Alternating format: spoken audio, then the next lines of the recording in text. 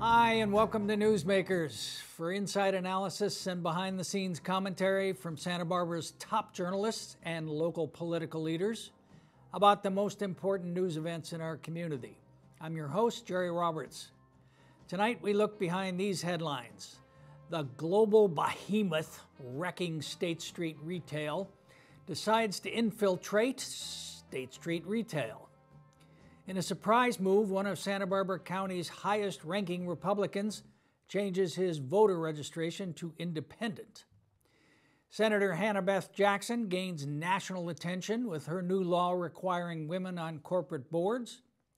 And as the nation's political conversation focuses on the big Supreme Court fight in Washington, we go behind the scenes with a local expert to learn how such battles are waged. Our panel tonight, political reporter Josh Molina. Nick Welsh, executive editor of the Santa Barbara Independent. KCRW news producer Catherine Barnes. And school board member and local expert Laura Capps. Thank you all for coming. Well, Josh, amid Santa Barbara's so-called housing crisis, there was sentiment for using the Saks Fifth Avenue building for apartments and condos. But you scooped the world this week, and it now appears there'll be a surprising commercial tenant moving in. What's up? So it looks like Amazon is going to be coming into the Saks off Fifth building. It's on the street. There's buzz. A Fortune 100 company has leased the entire building. It's on the street because you wrote it. Yes, well, it was getting out there. People were talking, but nobody really knew who the tenant was. So Saks has been leased to a top 100, Fortune 100 company. So people are saying it's going to be Amazon. The top floor is going to be engineers. They recently purchased a local company, Graphic, so it probably could be a lot of those employees. But the most interesting part of this is that the bottom floor is supposed to be retail. So retail with Amazon could mean big business for State Street. It could mean lots more foot traffic. They're talking about maybe a Amazon Go store, maybe a store that is a new concept for them, which is highly reviewed items in store, so you can go in and purchase highly reviewed items. So, all right, back up a second. You said people are saying it's Amazon. You sound like Trump. People are saying. You wrote that it was Amazon. Do you have any sources on this? Yes, so many sources that everyone that I quoted in my story had to block some other local journalists because they were calling so often trying to confirm my sources. He'll talk about that later. Or not. We know it's Amazon. So it's kind of if I could be serious for a moment, it's sort of a tricky matter, okay? Everyone involved signed a non-disclosure agreement. So the actual tenant, people who I talked to, they have not said Amazon is going to go into that store. However, everyone is saying it's going to be Amazon. The word on the street, there's a buzz, people know, people talk. So everyone who signed that agreement is not allowed to say it's Amazon, but they are saying things like it is a top 100 Fortune company.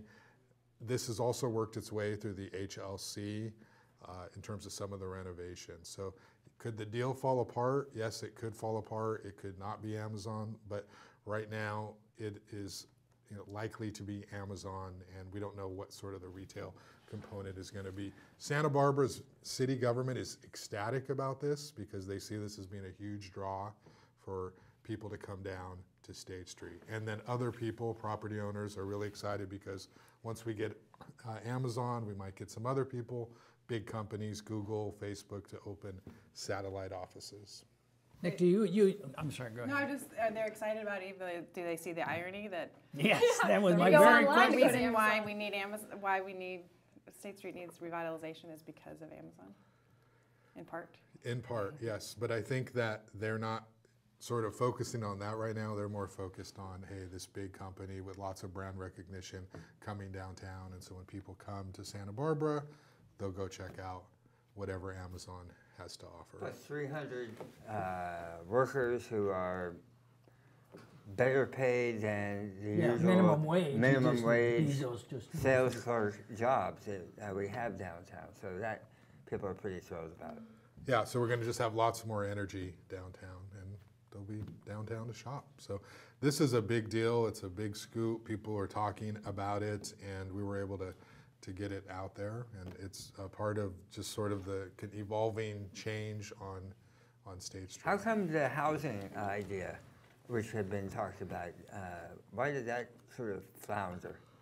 Well, I think that this top Fortune 100 company had enough money to go in there and say, we're not going to do that. We're going to do this other thing. And money talks. And I think it's something like it's $2 million a year in annual rent. And so Amazon's got no interest in building housing. But if they can come in here and bring lots of traffic to State Street, that sort of trumps that. I think they're going to have to try to do something pretty unique and fun there, because the whole point of why Amazon is great is because you can get anything you want online. So what's going to draw people to their store if it's just more stuff you could buy on Amazon?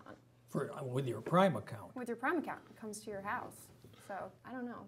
I'm wondering what they'll do. Well, they've unveiled Amazon Go stores in Seattle and other parts of the country where you can go in and just pick something up and walk out, and it's attached to your smartphone.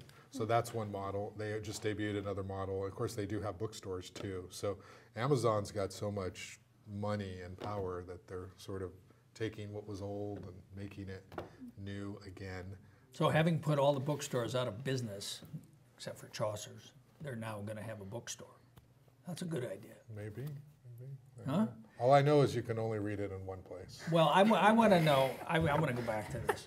Because you're hedging all over the place here tonight, just not to put too fine a point on it. Really not answering the question at all. You're talking about evasion. What is your, on a scale of 1 to 10, Josh, with 1 being, maybe it's true, and 10 being, I am absolutely certain it's true. What is your level of confidence that your story is actually true? Well, one of the things, Jerry, I don't like about I would say it's a number. It's a number answer. It's an easy enough question. One of the things about... Are you lying now, Mr. Mulligan? So people who signed it told people who told you.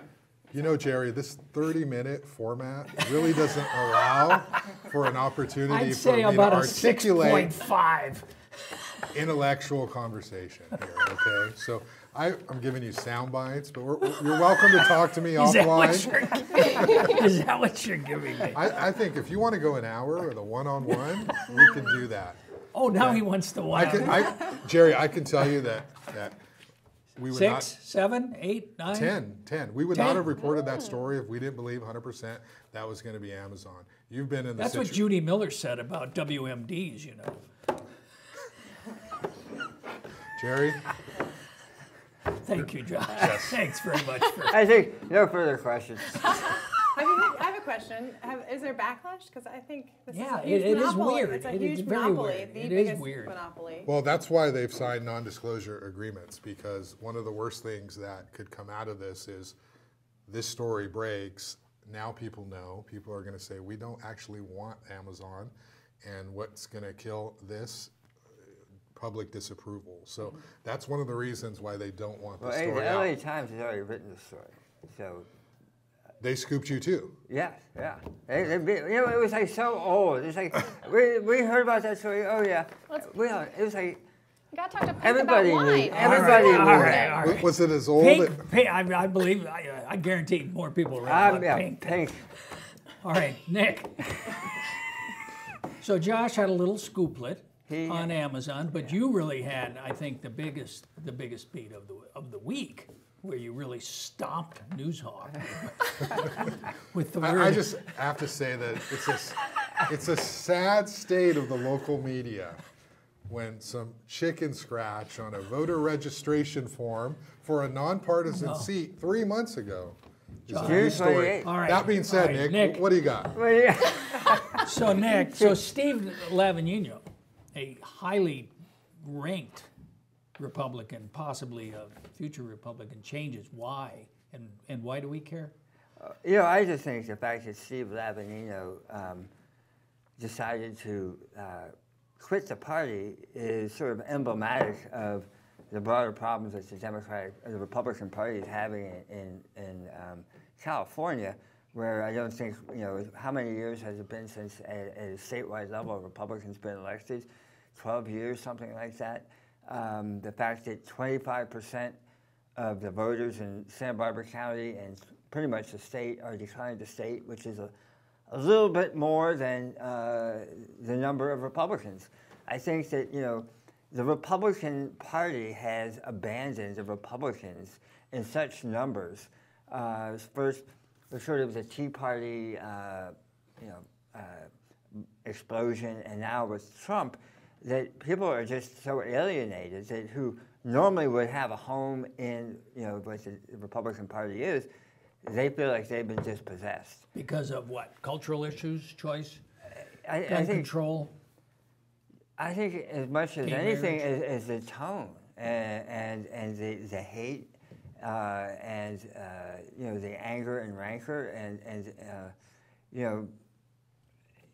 that the Trump administration conducts itself, and what does the Republican Party stand for anymore, other than what mood swing Trump had when he woke up?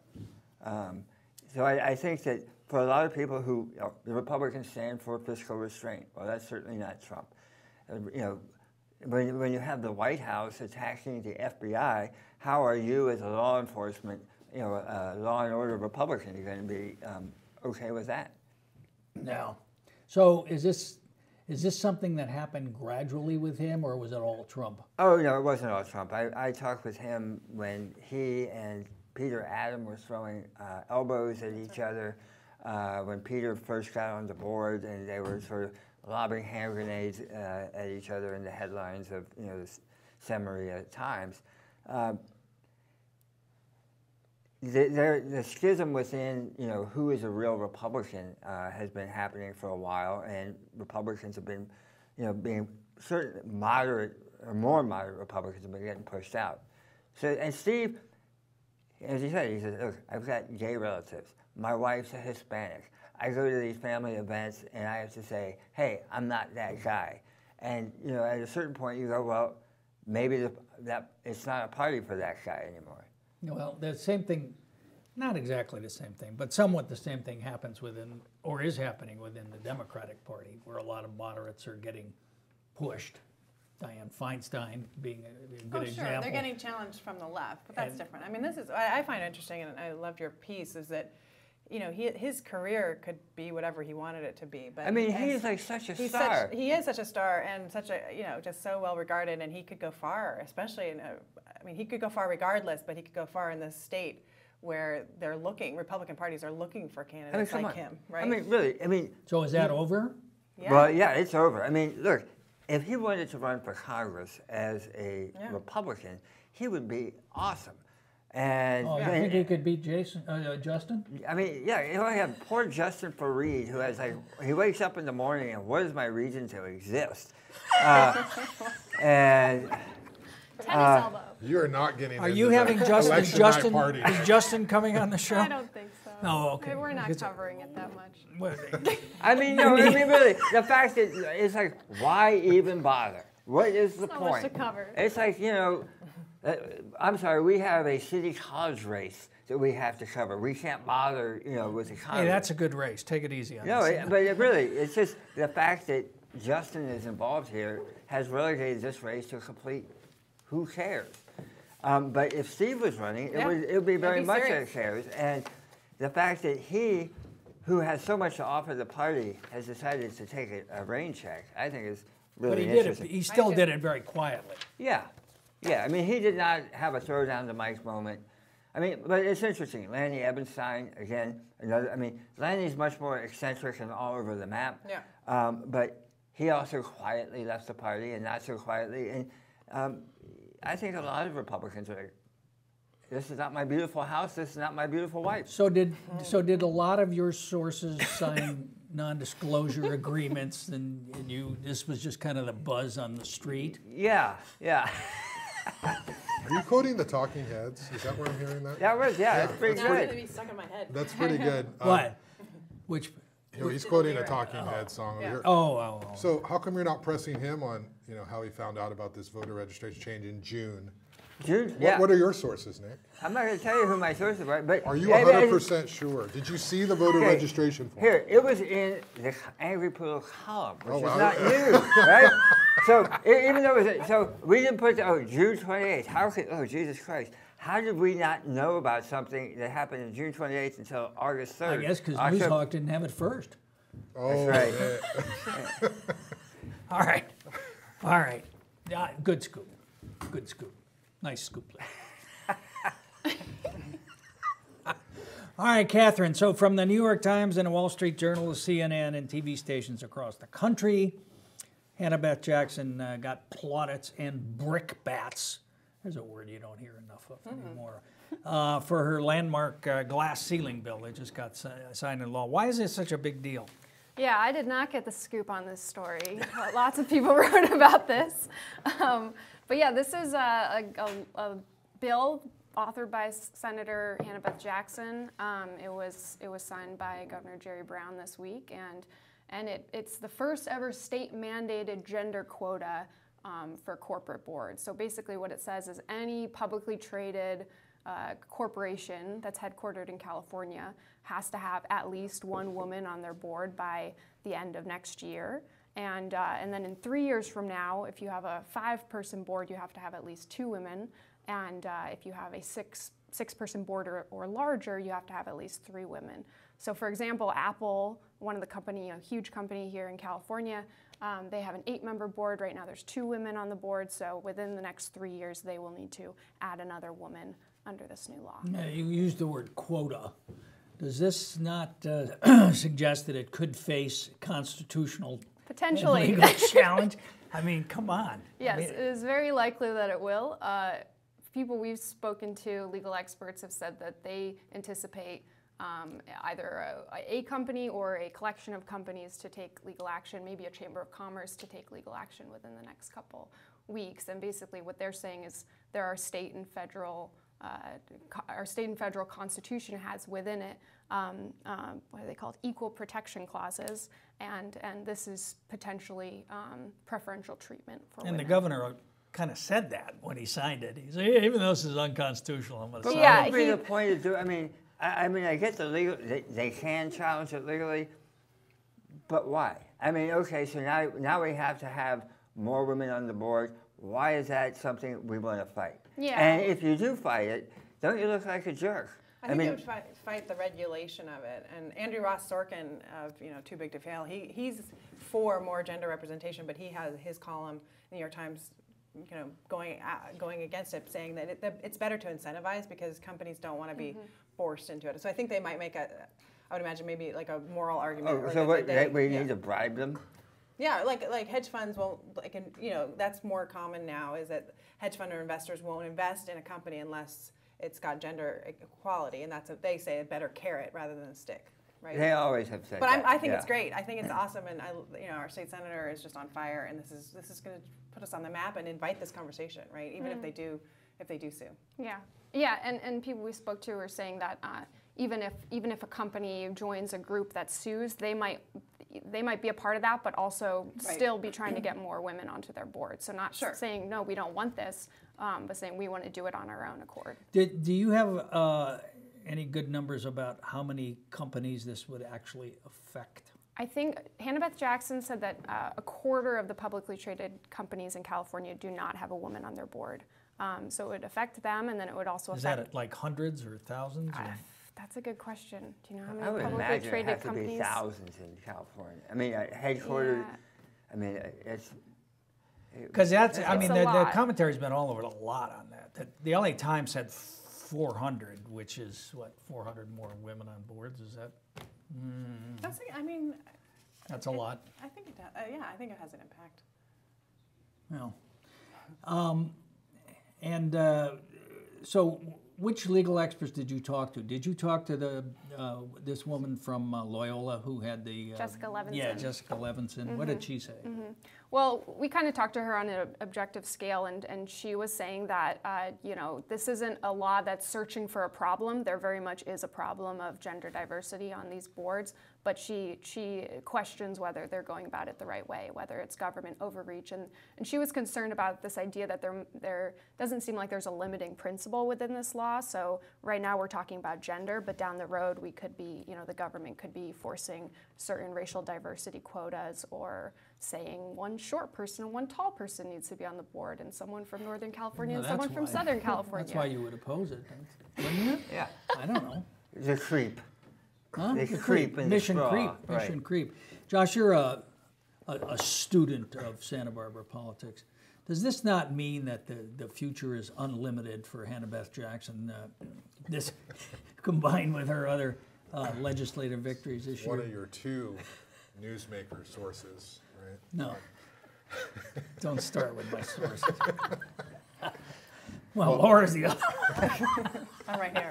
You have a coastal advocacy source that creeps her way into. Who you have implicit bias against.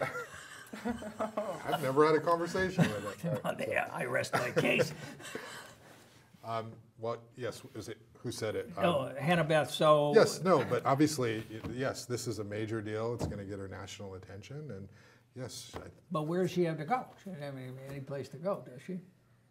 I guess she could. she can stay, right? No, she's done. She's She's termed done out. because she's termed out. And so who's gonna take her place? Who's gonna run for that? Is Das gonna run for that? I don't know. I haven't heard. Josh might know. What do you know? You talk to Das a lot. I mean, Well, I think that if I think that at one time Das was going to run. That was the plan. But I think Das is very happy on the Board of Supervisors with his child, and he may be reconsidering Children, that. isn't it children? He's got two. He's got two. So he may be reconsidering. What do you hear? You know what? I don't hear anything, but that doesn't stop me from having an opinion. No, I think Johnson. As we learned last week when you Right. upset the school board race with absolutely no knowledge. Yes. Actually, I thought that was pretty right on target. But no, That was I great think speculation. I think Das is. There were certain. I think with Greg Hart coming on the board, Das is going to be very comfortable. I think that the personality mix as a board is going to be much more amenable to him. I think he gets to stay at home with his two little girls. I think that actually does matter to him. I think he. And 4 white males. No, there's one woman on the board anyway. Yeah, there you go. So no, I would be surprised if he actually went to So Sacramento. Monique, I think I she would, wants to, if I she think wants it's it. hers. Yeah. Why not Oscar? well, I think you Facebook pretty app. much destroyed his career, Josh, with your descriptions of the City Hall retreat. I don't know. All right, Laura.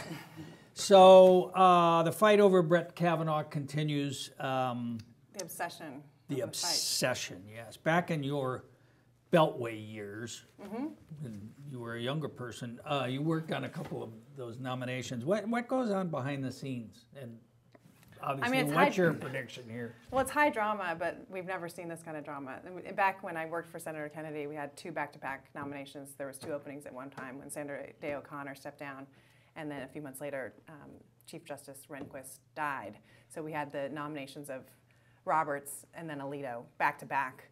And those were deemed highly partisan, but nothing compared to this, and nothing compared to this kind of rancor that we're seeing, especially from the nominee.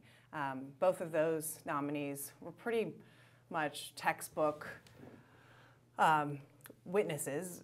When they're getting asked questions, they just achieved the goal of saying as little as possible. In fact, the joke was that Alito, didn't move his face for 8 hours during the hearing, and he made it through.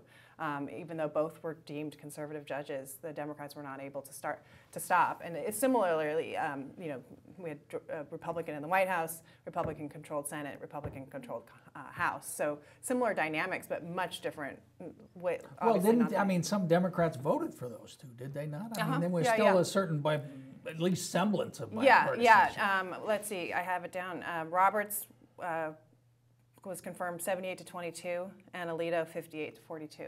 And this was back before the nuclear option when you needed 60. John Kerry tried to filibuster Alito because he was rather conservative, but that attempt didn't work. So I worked just to figure out sort of which senators would sort of take which issues to ask the nominee. It's a lot of fun and a lot of work, but kind of the Senate at its most drama, and really one of the most important roles of the Senate to advise and consent on these judicial nominations. But the Senate's kind of become the House now, is it not? Well, yeah, but also, I mean, I just have to say that to have Brett Kavanaugh speak to senators, I mean, there's so many things I could say about, as we all can, about this hearing process, but I was struck, and I was, in contact with friends who worked in the Senate too. Just his tone, especially with Senator Klobuchar and Senator Whitehouse, his tone and his demeanor. We've never seen something even close to that, regardless of what they're talking about. The lack of, I mean, I would say temperament. The way that he dealt with senators is unheard of. And why is McConnell, or why are the Republicans so intent on this guy? I mean, obviously, if they picked somebody else from the Federalist Society. Oh, they can't afford to have this lose. This is all about the midterms, and they've got a guy that they believe in, and they want to ram it through, and they have control of every part of the government. So it'd be a huge loss to not have it win. I do think it's going to help in the midterms a lot for progressives. Help who? Democrats. If they get him approved. Absolutely. And that just makes it even more urgently necessary for the Republicans to get him through now. So right. Even if you're a Republican who thinks, well, clearly he's a liar about his drinking habits, clearly he's lying about all sorts of things, the boofing and devil's triangle and whatever. I know, really. I mean, it is really, can you imagine, here you are, you're about to be promoted to the highest, rank that anybody in the legal community can possibly have on the planet. Your parents are behind you, and you have to answer, stuff that was scrawled in your yearbook. Flatulence. Yeah, and he lied through his teeth, and it was obvious to everybody. But if you're a Republican, it doesn't matter. Yeah, that's a new standard. This lying under oath before the United States Senate, and everyone's sort of accepting it.